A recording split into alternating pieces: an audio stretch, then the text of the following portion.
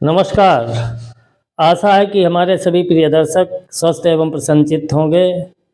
आप सभी लोग हमारे वीडियो को देख करके लाइक और कमेंट करके हमारा जो उत्साहवर्धन करते हैं, उसके लिए आप सभी को बहुत बहुत धन्यवाद। आपके उत्साहवर्धन करने से ही हमें प्रेरणा मिलती है और हम विषय को नए तरीके से अधिक स्पष्ट करने का प्रयास करके आपके सामने उपस्थित होते हैं। तो चलते हैं आज की चर्चा में।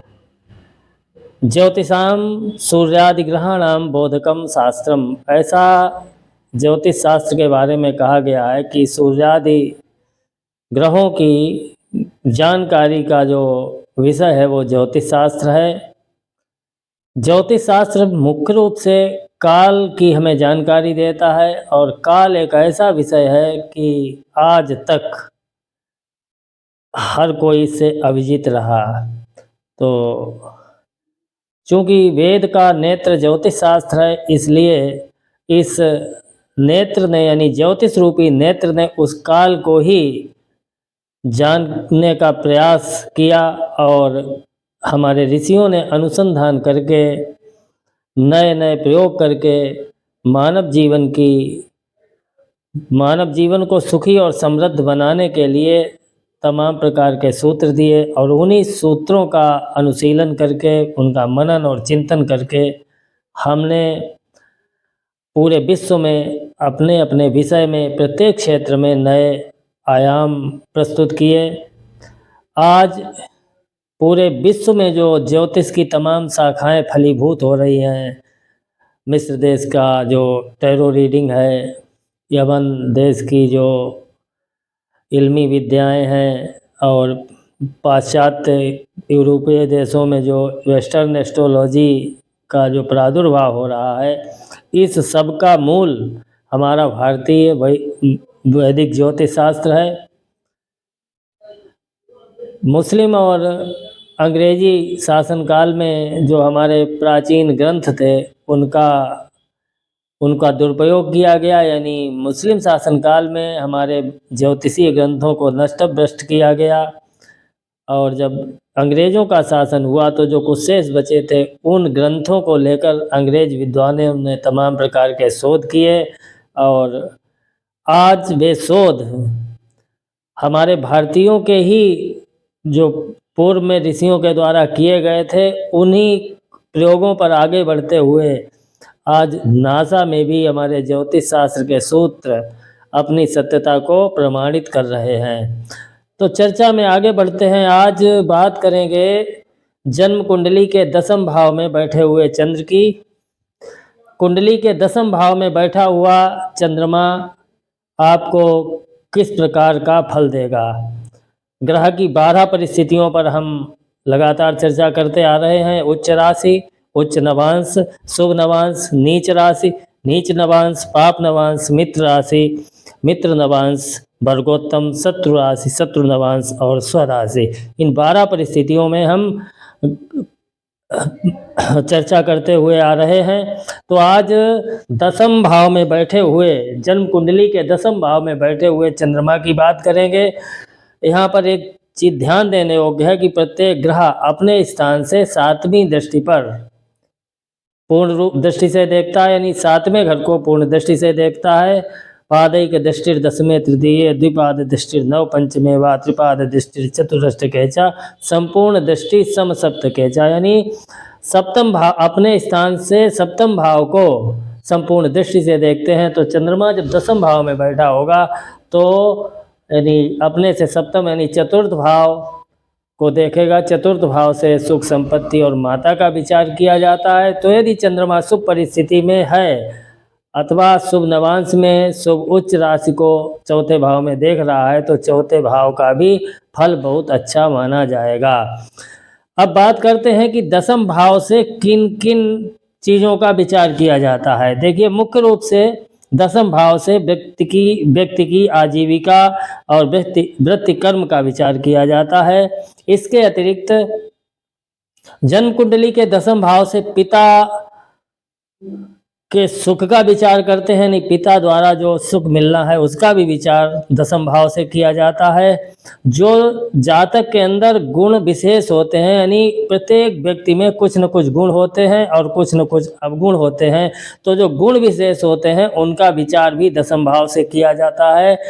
जीवन में कितना मान सम्मान और पद प्रतिष्ठा प्राप्त होगी, इसका विचार भी हम जन्म कुंडली के दसम भाव से करते हैं।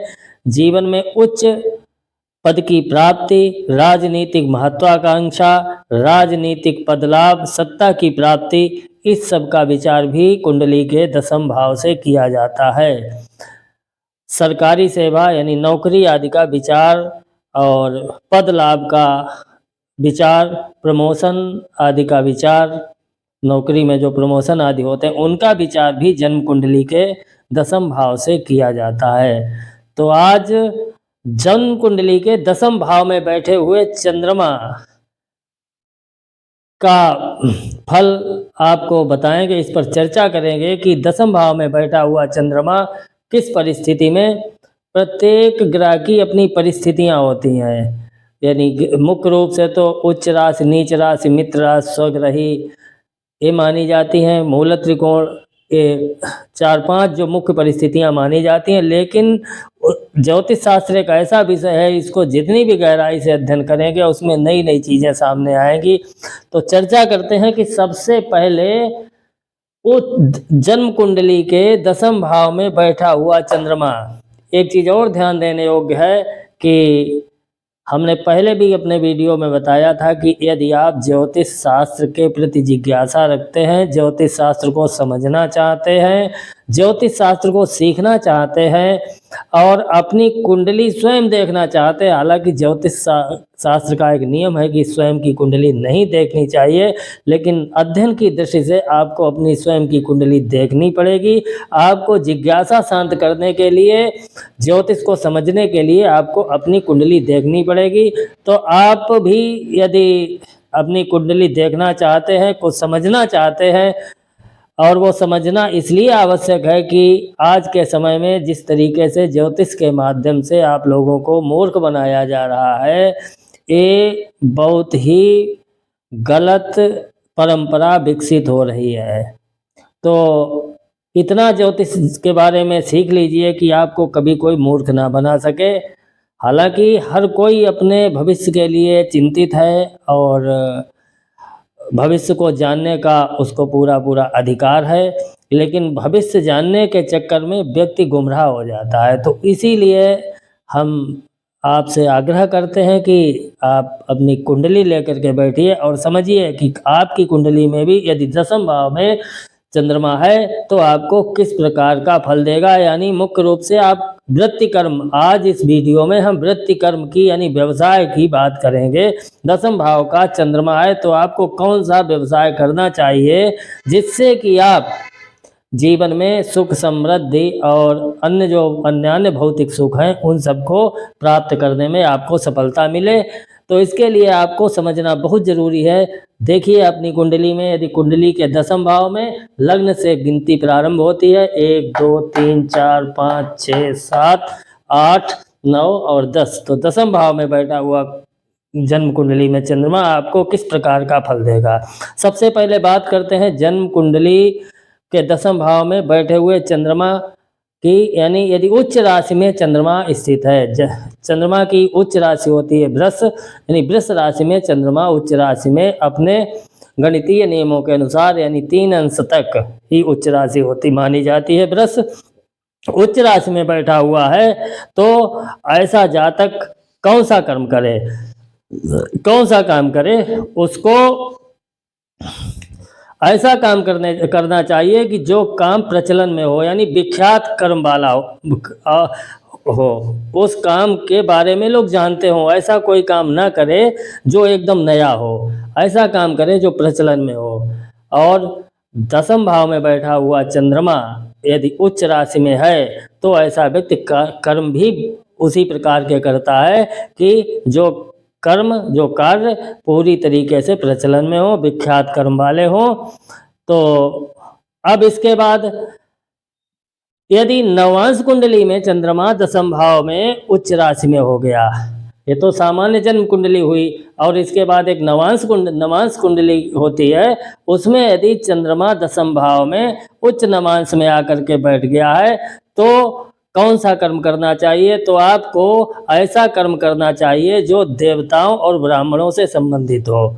यानी देवताओं और ब्राह्मणों से संबंधित कर्म उस व्यक्ति को करना चाहिए जिसकी जन्म कुंडली के दसम भाव में उच्च नवांश का चंद्रमा हो। और यदि इसके अतिरिक्त किसी शुभ नवांश में, यानी चंद्र, बुध, गुरु और शुक्र शुभ नवांश कहे जाते हैं, ये शुभ ग्रहों के नवांश हैं। तो शुभ नवांश में यदि चंद्रमा दसम भाव में बैठा है तो हमेशा जातक को ऐसे कर्म करे जो शुभता से युक्त हो, यानी उसको कभी कोई गलत कर्म नहीं करने चाहिए। यानी जो कार्य व्यवसाय है उसमें कहीं से भी कोई गलत काम ना हो, कोई बेईमानी या प्रशासन जिसमें शासन और प्रशासन की दृष्टि से जो काम गलत हो वो काम कभी नहीं करना चाहिए। अब यदि नीच राशि में चंद्रमा की अपनी नीच राशि है वृश्चिक राशि में चंद्रमा यदि दसम भाव में बैठा हुआ है तो व्यक्ति को क्रय और विक्रय से संबंधित कार्य करना चाहिए, यानी तुरंत खरीदे और शीघ्र ही उसको बेचने की व्यवस्था करे, ऐसा कर्म करना चाहिए। यदि पाप ग्रह के नवांश में चंद्रमा दसम भाव में आकर के बैठ गया है तो ऐसे व्यक्ति को कर्म तो नहीं करना चाहिए, यानी व्यसन, ऐसा व्यक्ति पाप नवांश में यदि आकर के दसम भाव में चंद्रमा बैठ गया है तो ऐसा व्यक्ति व्यसन से युक्त कर्म करने वाला होता है। ये गलत चीज है, लेकिन चूंकि ग्रह है तो वो अपना फल अवश्य देगा, अपना दुष्प्रभाव अवश्य दिखाएगा, हालांकि इससे बचना चाहिए, गलत है। तो यदि आपकी कुंडली में पाप नवांश में आकर के चंद्रमा दसम भाव में बैठा हुआ है तो व्यसन वाले कर्मों से बचिए, व्यसन वाले व्यवसाय से बचिए। व्यसन कौन से हैं? जैसे शराब का काम हो गया, जुआ सट्टा लॉटरी आदि, ये सब काम आपको नहीं कराने चाहिए, इनसे धनार्जन के बारे में नहीं सोचना चाहिए। अब यदि मित्र राशि में आकर के चंद्रमा के जो मित्र ग्रह हैं उनकी राशियों में आकर के चंद्रमा दसम भाव में बैठ गया तो ऐसा व्यक्ति स्वतः ही सदकर्म करने वाला होता है। ऐसे व्यक्ति को कोई भी असत कर्म नहीं करना चाहिए। और यदि दसम भाव में मित्र नवांश में आकर के चंद्रमा बैठ गया है तो ऐसा व्यक्ति अस्त्र शस्त्र से संबंधित कार्य व्यवसाय करने वाला होता है। यदि वर्गोत्तम में चंद्रमा दसम भाव में शुभ स्थितियों में स्थित है तो ऐसा व्यक्ति कभी भी आलस्य नहीं करेगा, सतत कर्मशील होगा, और जब सतत कर्मशील होगा तो सभी प्रकार की भौतिक सुख समृद्धि उसके पास होगी। यदि शत्रु राशि यानी चंद्रमा के जो शत्रु ग्रह हैं उनमें आकर के यदि चंद्रमा दसम भाव में बैठ गया है तो ऐसा व्यक्ति हिंसालु कर्म करने वाला होगा, यानी उसकी जो आजीविका का साधन होगा उसमें हिंसा की प्रवृत्ति होगी।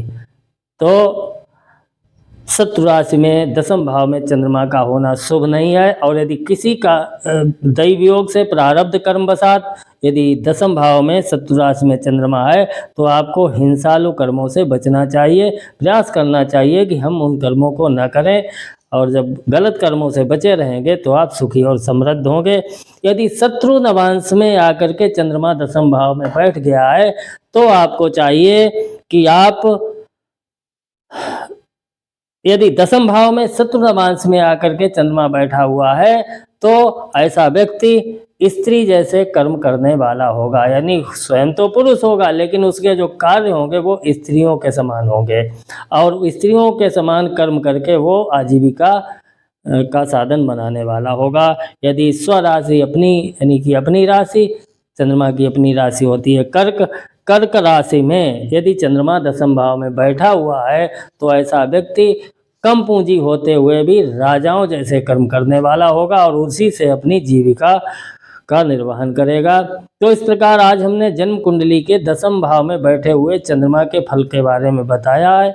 आशा है कि आप सभी को हमारा ये वीडियो पसंद आएगा, और किसी भी प्रकार की ज्योतिषीय समस्या के लिए अथवा किसी सुझाव के लिए आप हमारे मोबाइल नंबर 9450253563 अथवा 7007242475 पर हमसे संपर्क कर सकते हैं। यूट्यूब के नीचे कमेंट बॉक्स में आप अपना सुझाव लिख करके या जो भी लिखना है वो लिख करके आप हमें भेज सकते हैं। हम आपके सुझावों को पर ध्यान देंगे और आपको धन्यवाद ज्ञापित करेंगे। इसी के साथ आज की ये चर्चाएं समाप्त करते हैं। नमस्कार।